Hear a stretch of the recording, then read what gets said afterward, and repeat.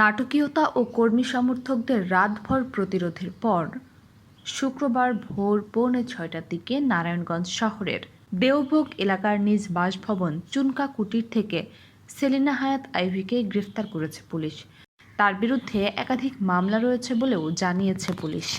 বৃহস্পতিবার রাত 11টার দিকে নারায়ণগঞ্জ সদর মডেল থানা পুলিশের একটি দল আইভীর দেওভোগের বাড়িতে যায়। সাবেক মেয়রকে গ্রেফতারের খবর ছড়িয়ে পড়লে মুহূর্তেই স্থানীয় বাসিন্দা ও তার দীর্ঘদিনের কর্মী সমর্থকরা বিক্ষুব্ধ হয়ে ওঠেন। আইভীর বাসভবনের দিকে যাওয়ার 4টি রাস্তায় বাস, ঠেলাগাড়ি ও ভ্যানগাড়ি ফেলে সড়ক অবরোধ করে বিক্ষোভ শুরু করেন। আশপাশের এলাকার মসজিদের মাইকে ঘোষণা দিয়ে সবাইকে আইভীর বাড়ির সামনে জড়ো হওয়ার আহ্বান জানান। দেওভোগ ছাড়াও পাশের এলাকা থেকেও আওয়ামী লীগের নেতাকর্মী ও আইভীর সমর্থকরা এসে তার বাড়ি ঘিরে রাতভর অবস্থান নেন। ডাক্তার সেলিনা হায়াৎ আইভী বলেন, আমি দিনের বেলা ছাড়া যাব না, আমাকে আটক করতে হলে দিনের বেলা আসতে হবে, দিনের বেলা আমাকে নিতে হবে, পুলিশদের উদ্দেশ্য করে বলেন।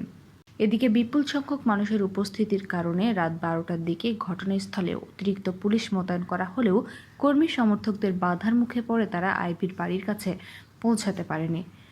রাতভর পুলিশ আইভীর কর্মী সমর্থকদের সঙ্গে আলোচনা করে পরিস্থিতি নিয়ন্ত্রণের চেষ্টা চালায়।